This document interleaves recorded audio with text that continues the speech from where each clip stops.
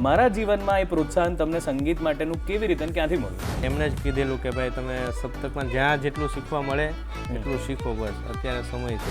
गुरुकुल में बहुत कुछ सीखने को मिला. गुरुकुल से ही संगीत की शुरुआत की.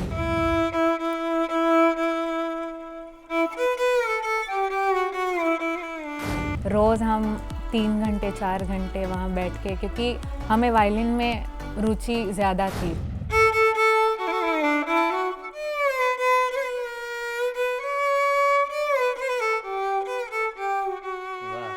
શીખવાડતા જ આપણને સાચું આવડે છે, શીખવાતા શીખતા શીખતા કંઈ નથી આવડતું. નથી આવડતું.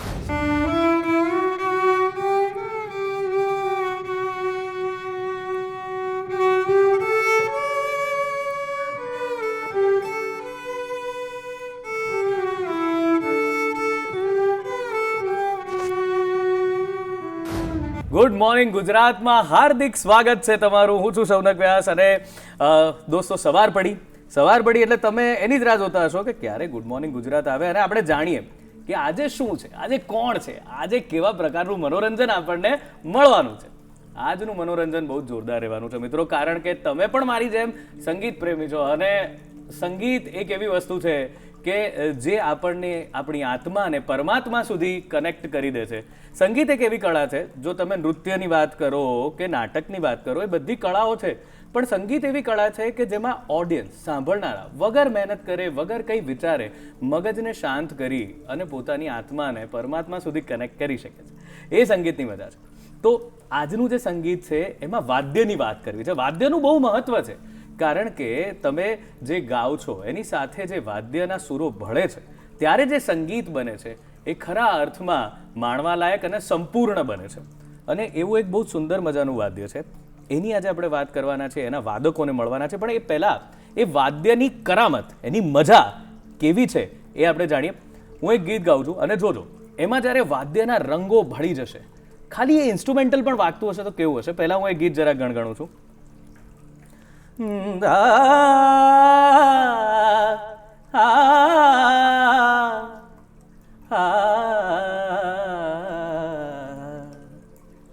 रोजा जाने मन तू दिल की धड़कन तुझ बिन तरसे नैना दिल से न जाती है यादें तुम्हारी कैसे तुम बिन जीना आँखों में तू है आंसुओं में तू है आंखें बंद कर लूं तो मन में भी तू है कहाँ है तू कैसी है तू रोजा. અને હવે એનું ઇન્સ્ટ્રુમેન્ટલ સાંભળો.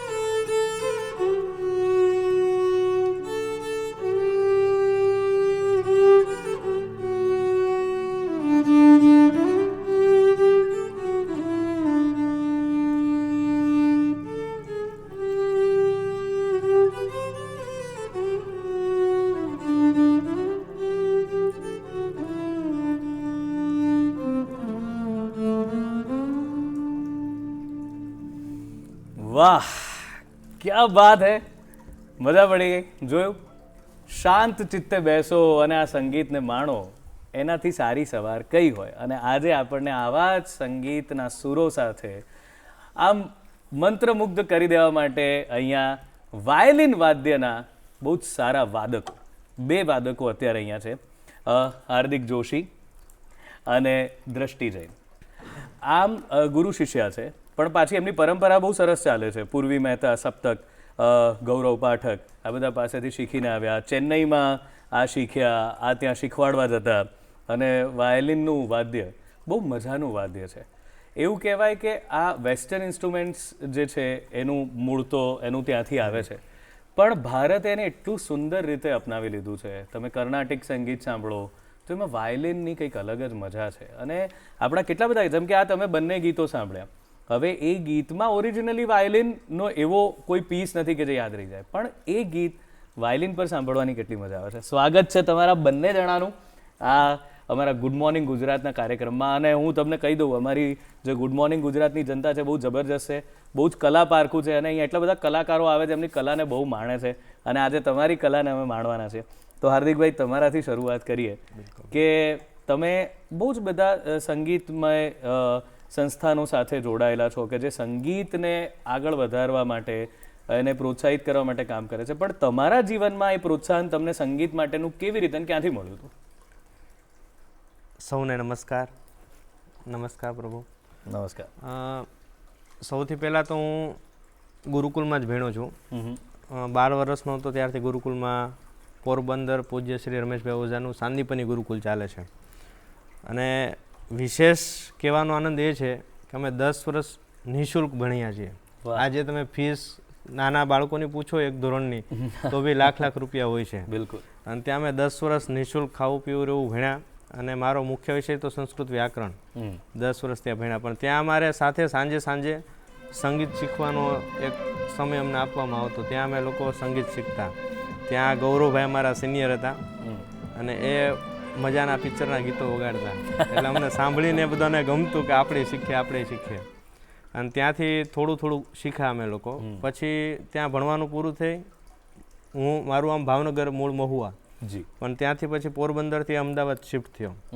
અને અહીંયા પછી સપ્તકમાં ઉપાસનામાં જોડાણા. અને ગૌરવભાઈ પાસે બી શીખવાનું ચાલુ જ હતું. પણ એમણે જ કીધેલું કે ભાઈ તમે સપ્તકમાં જ્યાં જેટલું શીખવા મળે એટલું શીખો, બસ અત્યારે સમય છે. એટલે પછી ધીમે ધીમે ત્યાંથી સંગીત શીખવાનું ચાલુ કર્યું. સાથે સંસ્કૃતમાં બાળકોને ભણાવતો અને સાથે સંગીત શીખતો. અને ધીમે ધીમે અત્યારે સંગીતમાં વધારે રસ લાગ્યો. એટલે અત્યારે હવે સંગીત ઉપર જ વધારે ફૂલ ટાઈમ તમે હવે મ્યુઝિક જ કરો છો. કરી રહ્યા છે. બિલકુલ. તો ગુરુકુલની મજા છે જે લોકોને નથી ખબર, અને આપણી તો સંસ્કૃતિ બહુ જ મજાની છે. તો સેજ ગુરુકુળનો ખ્યાલ આપો ને, કેવું હોય છે ગુરુકુળમાં? કેવી રીતે અલગ કેમ છે ગુરુકુળ ભણવા? ગુરુકુળમાં સૌથી પહેલું તો બધા વિષયોનો ભાર હોતો જ નથી. વાહ. જેમ કે તમે દ્રષ્ટિને બી જુઓ તો એ બી ગુરુકુળમાં જ ભણેલી છે. ત્યાં હું ભણાવતો ચેન્નઈ. ગુરુકુળની મજા એવી છે કે બાળક અને ગુરુ બંને સાથે રહેતા હોય. એટલે 8 વર્ષનું બાળક તમારી પાસે હોય ને, તો 2 થી 3 વર્ષ તમારી પાસે રહે ને, ત્યાં તમને એની પ્રતિભા ખ્યાલ આવી જાય. બિલકુલ. કે બાળક સંગીતમાં આગળ વધશે, રમતગમતમાં આગળ વધશે કે એજ્યુકેશનમાં. સર્વાંગી વિકાસની જે વ્યાખ્યા છે, ત્યાં કમ્પલસરી વ્યાયામ કરવો પડે. 5 વાગે ઉઠવું ના હોય તો આપણે ઉઠવું પડે. એટલે તમારો જે સમય બચત છે ને, ત્યાં કોઈ વ્યય નથી થતો. બિલકુલ. અને બીજું શું હોય કે 8-10 વર્ષની ઉંમરે બાળકની પ્રતિભા આપણને ખબર પડી ગઈ. એટલે પછી 10-11 વર્ષની ઉંમરથી એ જ વસ્તુ પર ફોકસ કરવામાં આવે, જે આપણે અત્યારે 12મા ધોરણ પછી નક્કી કરતા હોઈએ વિષયો કે ભાઈ કેમ થશે, બાળક આગળ શું ડિગ્રી લેશે. એટલે 12મું ધોરણ એટલે 17 વર્ષની ઉંમર પછી એનું ડિસિઝન થતું હોય, જ્યાં 10-11 વર્ષની થઈ ગયું હોય. એટલે 5 વર્ષનો જે ગેપ છે શીખવા માટે એને વધારે મળે છે.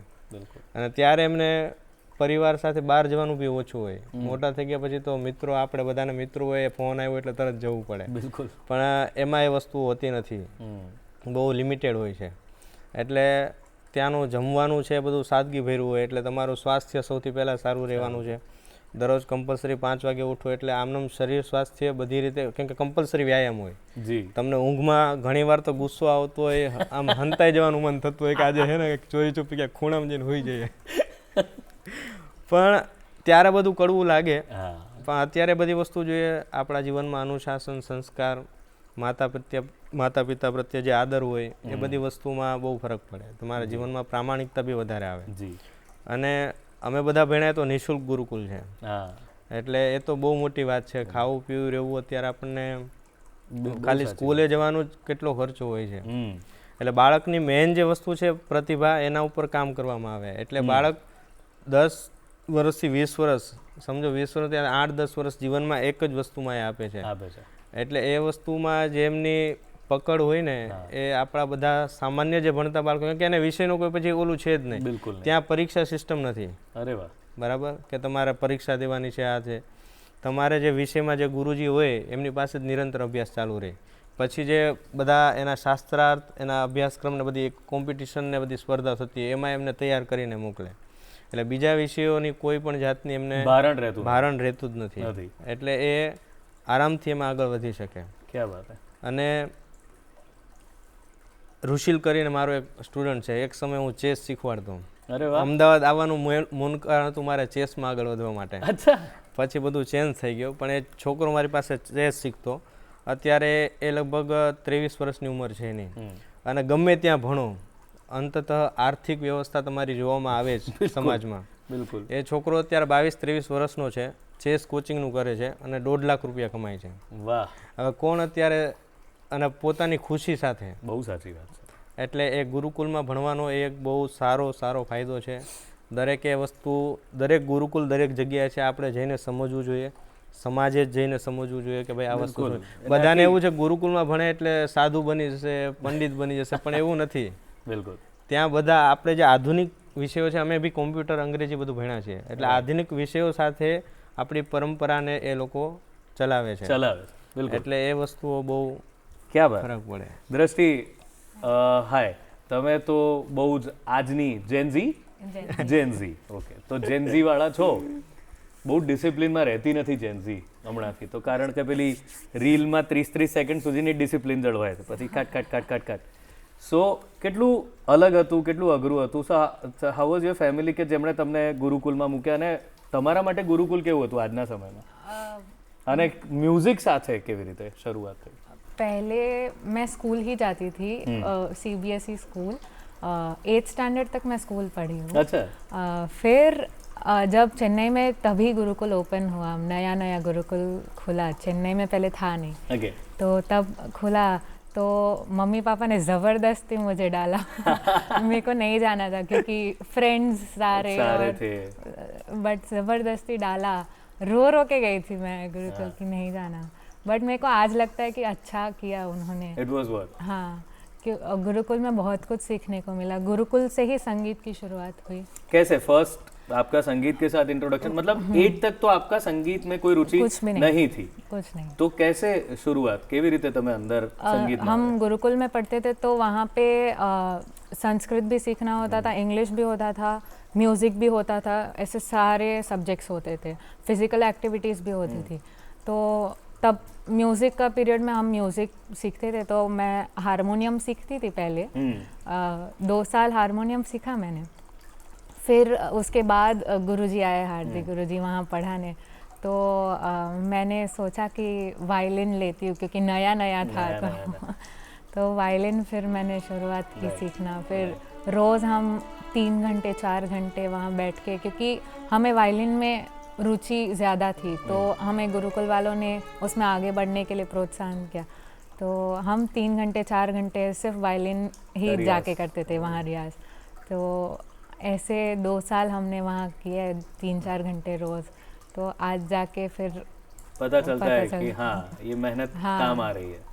और गुरुकुल वालों ने अलाउ किया, ऐसा नहीं था कि नहीं दूसरे पीरियड्स में बैठना है, कि ये सब भी करना है, ऐसा नहीं. उन्होंने एक चीज़ पर फोकस करने के लिए हमें टाइम दिया और हमें अलाउ किया. वो एक अच्छी बात. तो क्लासिकल म्यूजिक से शुरुआत हुई आपकी वायलिन में. तो कौन सा राग सबसे पहले सीखा? भूपाली. कहीं भी हो, भूपाली.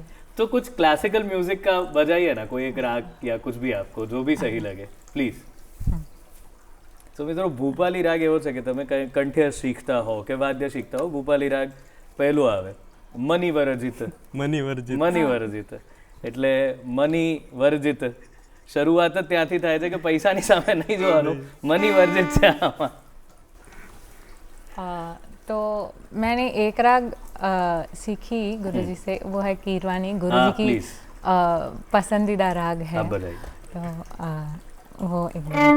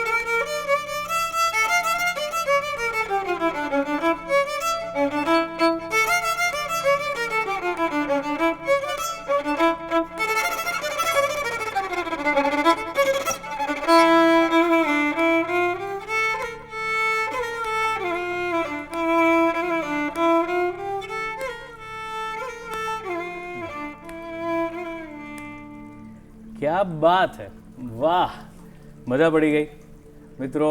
હવે આ સંગીત સાંભળ્યા પછી મને બી થોડુંક એમ થાય છે કે થોડો પોરો ખાઈ લઈએ, થોડો શ્વાસ લઈ લઈએ, વિરામ લઈ લઈએ, અને વિરામ બાદ ફરીવાર આમનું સંગીત તો સાંભળવાનું છે અને આવી સરસ મજાની વાતો પણ આપણે કરવાની છે. તો લઈએ એક વિરામ.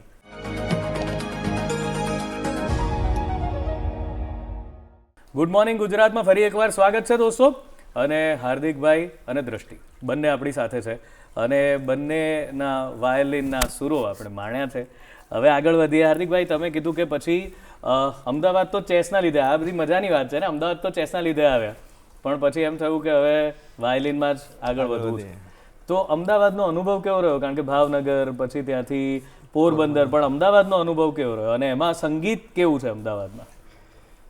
અમદાવાદમાં નવો આવ્યો ત્યારે રહેવા જમવાની બધી તકલીફો હતી, પણ એમાં બધા જે અમારા સાંદીપનીના મેં તમને કીધું કે ગૌરવભાઈ છે, હાર્દિકભાઈ છે, એ બધા અમને નાના ભાઈની જેમ જ રાખતા, બધી રીતે એ લોકોએ અમને હેલ્પ કરી. અને પછી સપ્તકને તો ભૂલી શકાય એમ જ નથી. ક્લાસિકલમાં જે આગળ વધતા હોય સંગીતના કોઈ પણ ઇન્સ્ટ્રુમેન્ટમાં, તો સપ્તક તો અદ્ભુત છે. એના સિવાય કોઈ બીજું ક્લાસિકલ ઇન્સ્ટ્રુમેન્ટમાં તો ઓપ્શન હતું નહીં. પછી ગૌરવભાઈ બી ત્યાં જ શીખ્યા છે. બિલકુલ. પહેલાં એ ગુરુકુલમાં, પછી એ સપ્તકમાં શીખતા, એટલે એની જ પરંપરા એમણે પાછી લીધી. અને અમે ત્યાં સિતારના ક્લાસમાં બેસતા, અમે લોકો સપ્તકમાં જતા. એટલે પૂરીબેન મંજુબેન હતા ત્યારે, એમને પહેલો રાગ પંચમ સે ગારા, રાગનું નામે આવું સાંભળ્યું નહોતું ક્યારે, એમની પાસે ત્યારે કરેલો. અને કોઈ દિવસ ગુસ્સો નહીં, ગમે એટલી તમે ભૂલ કરો, બેસુરું વગાડો. બાકી જનરલી તમે જુઓ ને ગુરુજીઓને, થોડું બેસુરું થાય, બરાબર થાય એટલે સીધું અમે એને ગુસ્સો આવી જાય અથવા બરાબર કરવા માટે ખીજાય. પણ મમતાની મૂર્તિ હતા મંજુ એમ, એટલે કોઈ દિવસ એમણે ખીજાવાનું તો કોઈ દિવસ આવ્યું જ નથી એમણે. ત્યાં પ્રતિમા મેં બતાવે, થોડું બેસુરું થાય ને એટલે ત્યાં જ ખીજાતા. એટલે બંને જરૂરી છે, પ્રેમ અને ભય. ભય મતલબ કે તમે ખોટું વગાડશો તો બીક ના રહી તો પછી એ વસ્તુ થવાની નથી, તમારામાં પ્રોગ્રેસ નહીં થાય. બિલકુલ. ત્યાં તમે સ્ટોપ થઈ જશો. એટલે એ રીતે ત્યાં શીખવાડતા. પછી વાયોલિન પ્રોપર કઈ રીતે વાગે, કઈ રીતે એને સમજવું, કેમ કે ઇન્સ્ટ્રુમેન્ટ સિતાર સાથે આપણે શીખતા હોય બધા સાથે, પણ જે ટેકનિક વાયોલિનની હોય, સિતારની હોય. એટલે ગૌરવ ગુરુજી પાસે અમે લોકો શીખતા. દક્ષિણા દેવાના તો ત્યારે પૈસા હતા નહીં, એટલે સપ્તકમાં બી અમને ફ્રીમાં શીખવાડતા અને ગૌરવ ગુરુજી બી ફ્રીમાં શીખવાડતા. અને એ પરંપરા અમે લોકો જેટલા બી શીખીએ અને સંસ્કાર આપ્યા છે. આજે બી અમે ઘણા બાળકો એવા છે જે ફ્રી ઓફ જ શીખે છે. અને મેં તો 2 વર્ષ પહેલાં જ ફીસનું ચાલુ કર્યું, બાકી ત્યાં સુધી બધા જ ફ્રી ઓફ હતા. પણ ફ્રી ઓફમાં સામે મહેનત ઓછી થતી કે ભાઈ કાંઈ છે નહીં એટલે ચાલે. પણ એટલે અમુક રૂલ્સ હવે બનાવી નાખ્યા. બરાબર. કે 3 કલાક રિયાઝ કરવો કમ્પલસરી, તો જ ફ્રી ઓફ, અને 2 વર્ષ શીખવું કમ્પલસરી. તમે 5 મહિના શીખીને વહી જાવ એ બી નહીં. એટલે એ બધા સંસ્કારો ત્યાંથી જાય એમ. અને પછી ધીમે ધીમે અમે લોકોએ સંગીતમાં સરસ કર્યું. એમાં ગૌરવ ગુરુજીની પ્રેરણાથી જ હું બધા ગુરુકુલમાં જોડાણો. સાબરમતીની બ્રાન્ચ જ ચેન્નઈ હતી, અને પછી ત્યાં મને શીખવાડવા મોકલો. બરાબર. અને શીખવાડતા જ આપણને સાચું આવડે છે. શીખતા શીખતા કંઈ નથી આવડતું. આવડતું. શીખવાડવા બેસો એટલે આપણે બધું કરેક્ટ કરીને જ એમને કરાવવું પડે. રાઈટ. શીખતા હોય તેમાં 2 ભૂલ કરો તો ચાલ્યું જાય, કોઈ બોલે નહીં. રાઈટ. એટલે શીખવાડતા જ અમને લોકોને વધારે ફાવ્યું એવું મને લાગે છે, અને દરેકે એ વસ્તુ ઉપર વધારે ફોકસ કરવું જોઈએ. કરેક્ટ. દ્રષ્ટિ, એવું હોય છે ને કે આજના ટાઈમમાં એટલા બધા રિયાલિટી શોઝ જુઓ છો, સોશિયલ મીડિયા પર કોઈ પોતાની ચેનલ ચલાવતું હોય અને એમાં બહુ જલ્દી પોપ્યુલારિટી મળી જતી હોય છે. સો તમારો ટેક શું છે? તમે ક્યારે એમાંથી પસાર થયા છો કે લાઈક યુ પ્લે વેલ, તો એવું થાય કે પીપલ સજેસ્ટ કે તું યાર આ કરવાનું શરૂ કરી દે, રીલ્સ મૂકવાના શરૂ કરી દે, વગાડવાનું શરૂ કરી દે, અને આઈ હેવ સીન કે ગુરુજી બધા એવું કહેતા હોય છે કે નહીં, આ બધાથી દૂર રહો, તમે તમારી સાધનામાં વધારે ફોકસ કરો. સો હાउ वाज दैट क्लैश डिलेमा? કેવી રીતે? पर अच्छी बात है कि हमारे गुरुजी बोलते कि तुम रील्स रखो. Very good. क्योंकि उससे सीखने को भी बहुत मिलता है. ऐसा नहीं है, अभी भी मेरे इंस्टाग्राम पर 10 मिनट्स की टाइमर है. दिन का 10 मिनट्स ही मैं यूज कर सकती हूँ. अच्छा, यूज ही 10 मिनट्स करते हो? हाँ, यूज ही 10 मिनट्स. कुछ भी हो तो 10 मिनट्स यूज हो. वो भी गुरुजी ने ही कहा है कि 10 मिनट की ही रखनी है, तुम 10 मिनट ही देख सकते हो, उसके बाद नहीं. ભાઈ, જે વાલીઓ અને બાળકો આ જોઈ રહ્યા હોય એ જરા સાંભળો કે બહુ પ્રતિભાશાળી વ્યક્તિ છે, આજે અહીં આ મંચ પર છે, બટ એમની પણ આ વાત છે કે એક ટાઈમ લિમિટ કરી નાખવી જોઈએ. આ જરાક ઓફ ધ રેકોર્ડ વાત છે, પણ અત્યારે નીકળી છે અને એક જેન્ઝીના મોઢે આ વાત જઈ રહી છે, તો મને એવું લાગે છે કે દૂરદર્શનના માધ્યમથી આ વાત પહોંચવી જોઈએ. ટાઈમ લિમિટ માત્ર 10 મિનિટે જુએ છે અને બાકીનો સમય પોતાના કામ પર આપે છે, જે બહુ જ જરૂરી છે. આગળ વધીએ. હવે કહો પછી. तो फिर गुरुजी हमें बोलते हैं कि रील्स के बहाने हमारा तैयार भी होगा. अगर कुछ नया आया है गाना तो हमें उसको तैयार करके रखने के लिए हमारा वो तैयार भी हो जाएगा. इसके लिए तुम रखो, खूब रखो, पर ऐसा नहीं ओवर यूज नहीं करना है इस चीज का कि पॉपुलैरिटी मिल रही है और ये नहीं करना है. करेक्ट. सिर्फ रख के छोड़ देना है. शो ऑफ करने के लिए नहीं करो, सीखने के लिए सीखने के लिए करो. ओके. आज अभी कितने घंटे रियाज करते हो? अभी भी करते हो रोज, या अभी 3-4 घंटे होता है, या अभी कम हो गया थोड़ा? नहीं, 3-4 घंटे होता है अभी रोज डेली. Very good. ઓકે, તો હાર્દિકભાઈ, હવે આવા જે બધા આપણે એમ કહીએ કે તમે જે એક સરસ વાત કરી કે શીખો એના કરતાં શીખવાડવામાં વધારે ફાવતું હોય છે, તો તમારો પણ શીખવાડવાનો સિલસિલો કેવી રીતે શરૂ થયો અને કેવા કેવા વિદ્યાર્થીઓ મળ્યા કે જેના લીધે તમને એમ થાય કે આ હું કરી શકીશ, કે આ કરવું જ જોઈએ, બરાબર ચાલે છે આ બધું? સૌથી પહેલાં તો મેં 4 વર્ષ સંસ્કૃત ભણાવ્યું છે. અચ્છા. ગુરુજીએ મને સંસ્કૃત ભણ્યા છે કે ભાઈ સંસ્કૃત શીખવાડવું આપણી ફરજ છે, કર્તવ્ય છે. એટલે ગૌશાળા ચાલે છે, એનું ગુરુકુલ સરસ ચાલે છે, બંસીગીર ગૌશાળા, ત્યાં ગોતીર્થ વિદ્યાપીઠ. એટલે ત્યાં સંસ્કૃત ભણાવ્યું અને સાથે સાથે સાબરમતી ગુરુકુલમ છે, ત્યાં સંગીત શીખવાડતો. અને ગુરુજીએ જ પ્રેરણા કરી હતી કે તું જા શીખવાડવા. એટલે અમારે આપણે કેવું હોય દરેક જગ્યાએ અત્યારે ક્યાંય પણ કામ કરવા જાય તો પહેલાં દક્ષિણા અથવા ફીસ શું હોય, પણ તમે ગુરુ શિષ્ય પરંપરામાં શીખતા હોય ને તો એ વસ્તુમાંથી તમે બહુ અલગ થઈ જાઓ છો. ગુરુકુલમાં ભણવાનો સૌથી મોટો ફાયદો જે હોય ને જીવનમાં, તો સંતોષી જીવન, જે આપણે બધાને બહુ જ કામ આવે છે. અને એ જ વસ્તુ અમારા બધાની અંદર આવી, એટલે જ્યાં મોકલે ત્યાં અમે શીખાડવા જતા. અને શીખાડવામાં તો બહુ જ પ્રોગ્રામ તમે કરો, એક પ્રોગ્રામ કરો, તમને જેટલું મળવાનું છે એવું તમે મહિનો શીખવાડો ને તો એ નથી મળતું.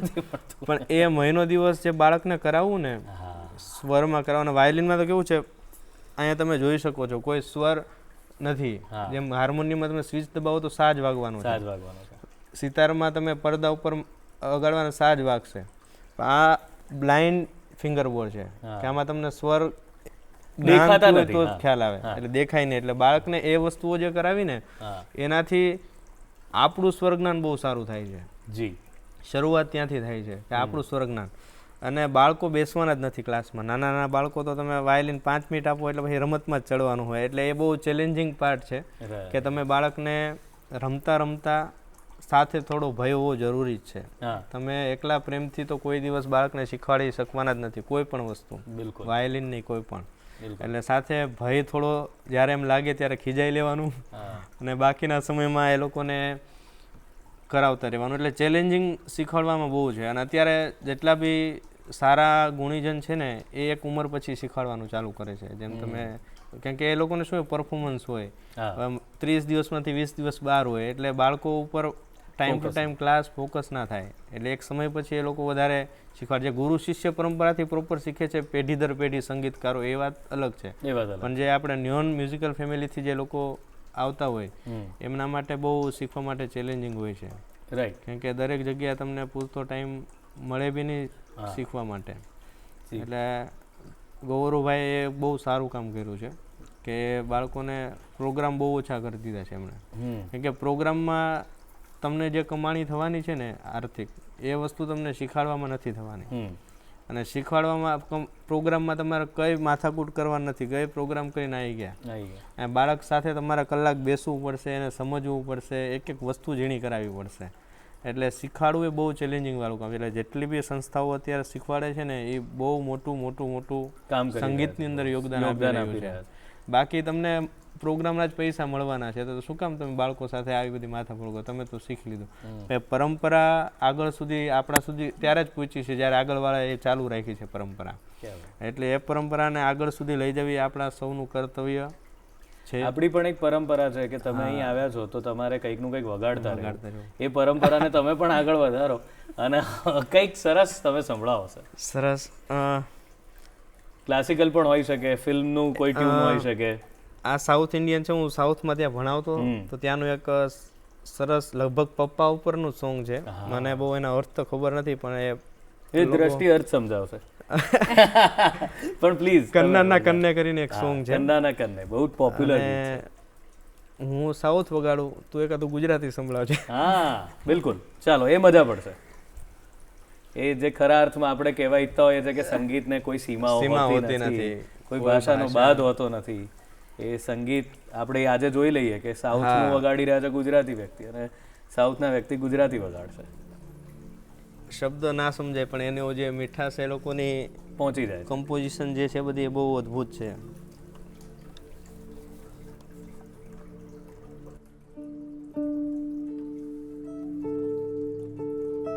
મજાની વાત એ છે કે આ વગાડવું પણ એટલું સહેલું નથી, અને દર વખતે બેલેન્સ કરવું એ બધું પણ બહુ જરૂરી હોય. ટ્યુનિંગ કરવું બહુ જરૂરી.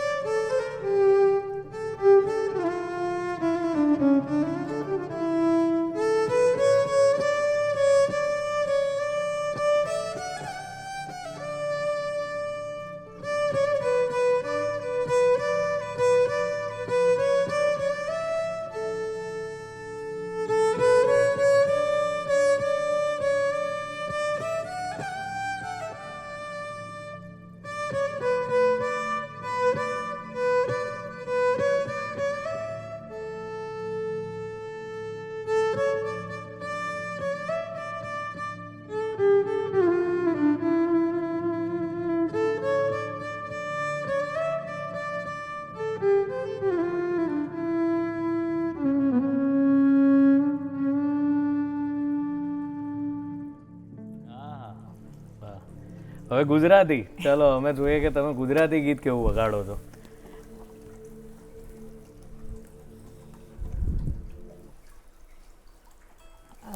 ऐसे सीखा नहीं है बस. हाँ हाँ वही तो होता है ना.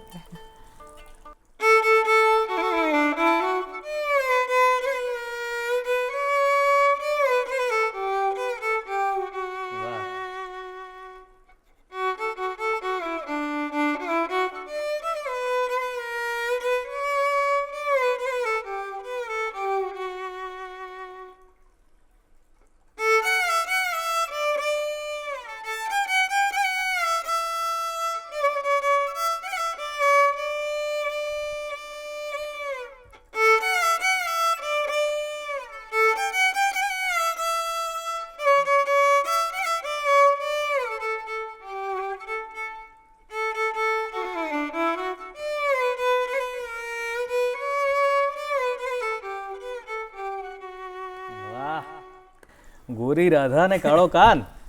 હા, તો જોયું મિત્રો, વાયલિન છે, આપણો ગરબો છે. આ બહુ પ્રખ્યાત ગરબો થઈ ગયો છે હવે તો. ફિલ્મી ગીત હતું આ, અને કીર્તિદાન સાહેબના અવાજમાં હતું. પણ વાયલિન પર જ્યારે સંભળાય છે ત્યારે એની એક અલગ જ મજા છે, એક અલગ જ મીઠાશ છે, અને એની તો શું વાત કરવી. સાહેબ, મને એમ કહો કે હવે આજના વિદ્યાર્થીઓમાં પણ કંઈ બદલાવ આવ્યો છે? જેમ કે દ્રષ્ટિ, ચાલો માની લઈએ કે ગુરુકુળમાંથી તૈયાર થયા છે, તો શી ઇઝ મોર ડિસિપ્લિન્ડ, એમને બધી વસ્તુઓનું ભાન છે કે કેવી રીતે શું કરવું. પણ જે લોકો એમને આવે છે, કારણ કે મેં ઘણા બધા જોયા છે કે સંગીત એટલા માટે શીખવું છે કે સહેજ મજા પડી જાય સહેજ, તો એવાને આઈડેન્ટિફાઈ કરી લો છો, શું કરો છો, એમને કેવી રીતે તૈયાર કરો છો કે પછી બધાને જ સંગીત શીખવી શકાય, ભલે વૃત્તિ ગમે તે હોય? આપનું શું માનવું છે? અત્યારે સંગીત તરફ બાળકો બહુ વધારે આવી રહ્યા છે. બહુ સારી, અને આપણા ગુજરાત માટે બહુ વધારે સારું એટલા માટે કેમ કે ચેન્નઈ હું ત્યાં રહ્યો ને, ત્યાં એક પરંપરા જ છે બાળકો માટે કે નાનપણથી એમને ભરતનાટ્યમ હોય તો ભરતનાટ્યમ, છોકરી હોય તો બાળક હોય તો ચેસના 40 ગ્રાન્ડ માસ્ટર પ્લસ એકલા ચેન્નઈ આપ્યા છે તમિલનાડુએ. આખા ભારતમાં 80 છે ચેસના ઇતિહાસમાં, એમાં એકલા ખાલી એ લોકો તમિલનાડુ આપ્યા. એટલે બાળકોને નાનપણથી એ ટેવ પાડે છે. આપણે ટેવ પાડીએ છીએ અહીંયા, પણ અહીંયા કેવું થાય, સર 15 દિવસ એક્ઝામ છે એટલે બાળક નહીં આવે. આપણે જમવાનું સુવાનું તો બંધ નથી કરતા, આપણે જ બાળક ઉપર એ પ્રેશર આપીએ છીએ કે એક્ઝામ છે તું ભણ ભણ ભણ. ત્યાં એ લોકો માટે નોર્મલ છે કે ભાઈ ભણવું ભણવાની જગ્યા છે, તું જે ક્લાસ કરે છે, તું જે શીખે છે એ એની જગ્યા છે. એટલે નિરંતરતા બહુ જરૂરી છે. બિલકુલ, કોઈ પણ વસ્તુ શીખવા માટે નિરંતરતા બહુ જરૂરી છે. અને આ વસ્તુ ઘણા આવે ક્લાસમાં કે 6 મહિનામાં સ્ટેજ પરફોર્મન્સ કરવા મળશે બાળક, આવા બહુ બધા આવે. પિક્ચરનું ગીત શીખવાડી દો ને, પિક્ચરનું ગીત શીખવાડી દો, અહીંયા બાળકને વગાડવાનું છે. હવે સ્વરમાં હજી આપણાથી બી માન વાગતું હોય, અને એમને 6 મહિનામાં એ વસ્તુ જોતી હોય, પણ એ તો જે સમજે એને જ ખ્યાલ આવે. એટલે ચેલેન્જિંગ હોય છે, પણ એક સારું છે કે અત્યારનું બાળકોનું ગ્રાસ્પિંગ પાવર બહુ સારો છે. ગ્રહણ શક્તિ એ લોકોની મને લાગે બહુ વધારે સારી છે. એ જલ્દી ક્વિકલી બધી વસ્તુઓ પકડી લે છે.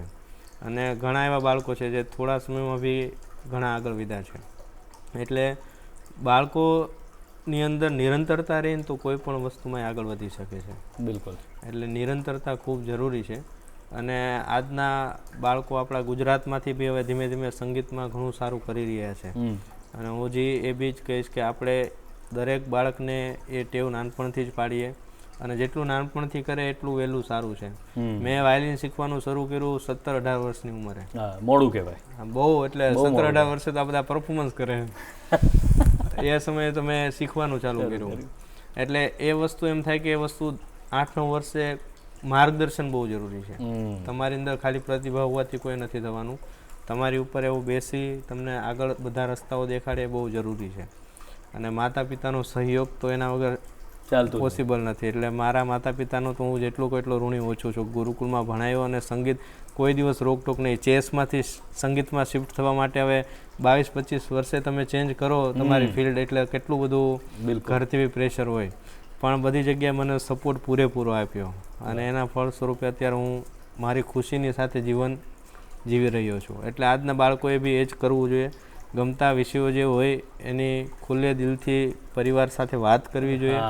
અને પરિવારવાળાને દરેક વિષયો આપણને તમને મને ડૉક્ટરનું પૂછે કે ભાઈ આ નસ આમ કાપવાની, તમને મને નથી ખબર પડે, આપણું બાળક આપણને કહે તો આપણે એના જે જાણકાર છે એની પાસે એને લઈ જઈએ. બિલકુલ. અને એની પાસેથી જ આપણે કે ભાઈ બાળકને ઈચ્છા છે શું છે, એટલે 2 મહિના એ કરશે એટલે આપોઆપ એ બધી વસ્તુને ખ્યાલ આવી જશે. બિલકુલ. તમે જે કહો છો એ મને પણ એવું સમજાય છે કે ઘણા બાળકોને એવો પ્રોબ્લેમ હોય છે ને કે મારા ઘરેથી તો પપ્પા ના જ પાડે છે, મ્યુઝિક કરવાની ના પાડે છે, નહીં કરવાનું. પણ મને એવું લાગે છે કે આપણે પણ એ રીતે રજૂઆત પણ બાળક નથી કરતું. એ રીતની રજૂઆત, એ રીતનો તમારો સંગીત પ્રત્યેનો પ્રેમ, એ રીતની તમારી પેશન, જનૂન, એ જો તમે બતાવો તો મને લાગે છે મા બાપને પણ, તમે કીધું એમ, કારણ કે મા બાપને ખબર જ નથી કે આ ક્ષેત્રમાં ભવિષ્ય કેવું છે. એમને ડર એ છે કે ભવિષ્ય સારું નહીં હોય તો મારો દીકરો કે દીકરી શું કરશે. જો પણ તમે એ પુરવાર કરી શકો, તમારા માટે તમારા પર આવી જશે. તો એ પુરવાર કરવું અઘરું હતું, એ પ્रूव करना कि मैं यही करूंगी और इसी में आगे बढ़ूंगी. How was the reaction? मेरे को यहाँ आने के लिए संगीत में, क्योंकि हमारी फैमिली में कोई ऐसे म्यूजिशियंस नहीं है, सब बिजनेस करते हैं हमारे, तो कोई म्यूजिशियंस नहीं है या आसपास के में भी कोई म्यूजिशियन है ही नहीं, तो मेरे लिए तो ऐसे मनाना टफ था, बट मम्मी पापा को भरोसा था कि कुछ तो करेगी। उन्होंने गुरुजियों से भी बात की कि कैसे करना है, और तो और उन्होंने मेरे को यहाँ भेजा। 1-2 साल उन्होंने देखा कि क्या करते। अहमदाबाद में? हाँ। सो आप तो चेन्नई से अहमदाबाद शिफ्ट ही हुए हो म्यूजिक के लिए? हाँ। वाह। तो उन्होंने देखा और मैंने भी करके दिखाया, तब जाके वो माने और उनको अभी अच्छा लगता है कि हाँ अच्छा कर रही है। તમે પરફોર્મન્સીસ આપો છો લાઈવ, રાઈટ? હા। તો કેવું કોઈ એક એવો યાદગાર, કોઈ તમને બંનેને પૂછું છું, આ કોમન સવાલ છે, કોઈક યાદગાર તમારો પ્રસંગ હોય કે તમને એમ થયું કે આ કાં તો આ પરફોર્મન્સ આ કારણોસર બહુ યાદગાર રહી ગયું, કાં તો શું થશે એવી ખબર નહોતી અને થઈ ગયું પરફોર્મન્સ, એવું તમારા બંનેનો કોઈ ઇન્સિડન્સ હોય તમે કહી શકો છો? ગુરુજી? હવે યાદગાર ક્ષણો માટે તો એવું છે અત્યારે કે સપ્તકનું 1 જનવરીથી છે, તો 1 જનવરી અમે લોકો વગાડવાના છીએ. અરે વાહ. શરૂઆત અમારાથી જ છે મંગલાચરણ સપ્તકનું. અમે લોકો ત્યાં ગ્રુપ સાથે માલકોન્સ રાગની પ્રસ્તુતિ કરવાના છે, એટલે એ ક્ષણ માટે તો અમે અત્યારેથી જ આતુરતાપૂર્વક રાહ જોઈ રહ્યા છીએ. બાકી પ્રસંગો તો લાઈવ પરફોર્મન્સમાં કોઈ એવી તમારી પાસે આવી હોય ડિમાન્ડ કે તમે એમ થાય કે હવે આ વાયલિન પર કઈ રીતે વગાડવું મારે, કે આને એવી તો તમે બહુ આપણે કોઈ દિવસ સાંભળ્યા ના હોય એવા ગીતો લઈને આવે કે ભાઈ આ કરો. મને ઇંગ્લિશ સોંગ બિલકુલ સાંભળ્યા બી નથી ને ખ્યાલ બી નથી, આમને તો હજી ખ્યાલ છે. એટલે એવા ગીતો લઈને આવે ને આપણને ખ્યાલ ના હોય. શું ઈલાજ શું કરો ભાઈ, જવાબ શું આપો? પછી અમુક વાર કમ્પોઝિશન સાંભળી લઈએ, જો ઇઝી હોય તો તાત્કાલિક થઈ જાય તરત ને તરત, પણ કમ્પોઝિશન હાર્ડ હોય તો પછી તાત્કાલિક ભાઈ ના આજે પાર્ટી આજ કરવાનું કીધું છે, કોઈ પણ બહાનું તરત કાઢવું પડે. હું એવું કરતો હોઉં છું કે એમ કહી દઉં કે હા તમારી ફરમાઈશ તો કરી છે, પણ એની પહેલા જે અમુક ફરમાઈશો આવી છે એ કરી નાખીએ છે અને રાહ જોઈએ કે પેલો માણસ જતો રહે. ના, એ આઈડિયા સરસ છે, એ ઉપયોગમાં લેવા જેવો. પેલો જતો રહે ત્યાં સુધી હજુ આગળની ફરમાઈશ બાકી છે, એ અમે પૂરી કરી. અમે હમણાં હું આફ્રિકા ગયો હતો, રાઈટ, 2-3 મહિના પહેલા. એટલે જેમની સાથે ગયો હતો ત્યાં અમે સ્ટેશન પર પહોંચ્યા ને, એટલે વાયલિન ઇન્સ્ટ્રુમેન્ટ ને બધા હતા. એ કિસ્સો તો હમણાં કેવો થયો, ત્યાં બરોડાથી મારે બસ હતી અને ત્યાં ખબર નહીં ચેકિંગ હતું બહુ વધારે પડતું, એટલે કોઈને જવા નહોતા દેતા અને મારે અતિશય લેટ થઈ ગયેલું. તો વાયલિનનું બોક્સ ને ઊભો હતો, કે આ કોઈક બંદૂક લઈને એવું લાગે છે કે, એટલે મને આગળ બોલાવી લીધો. એટલે મારા ભગવાનની કેવી કૃપા તમે જુઓ, નાની તરત મને આગળ મને કે સરદારજી હતા પોલીસમાં, તરત મેં કે શું છે આમાં, એટલે તરત મેં ખોલીને દેખાડ્યું સર વાયલિન હે એ હે ઇન્સ્ટ્રુમેન્ટ પ્રોગ્રામ કે લે, જ્યારે તરત ચેક કરી લીધું. એટલે લાઈન હતી કમસે કમ 20-25 મિનિટની, એટલે વધારે વાર લાગે. અરે મતલબ છૂટવાનું જ હતું મારે ફાઇનલ. તો ત્યાં ભગવાને તરત ચેક કરી લીધું.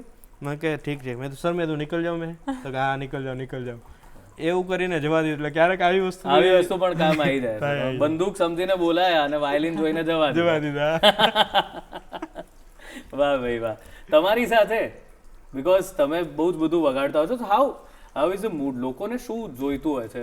તમે ક્યારે બી વગાડવા જતા હો તો યુ પ્રિપેર ક્યુ શીટ કે આવું આના પછી આ, કે પછી જસ્ટ તમને એમ લાગે કે આ માહોલ આવો છે, પબ્લિક जो ऑडियंस है ना, वो कहीं गमी રહ્યું છે, so you change accordingly free style? हाँ, मतलब अगर सॉन्ग्स ही बजाना हो तो फिर ऐसे ही कि कुछ ऑडियंस होती है जिनको पुराने गाने बहुत पसंद है, तो पुराने बजाती हूँ, ऐसे तैयार किए हुए हैं. एक पुराना गाना हमें भी सुनना है, बजाइए प्लीज.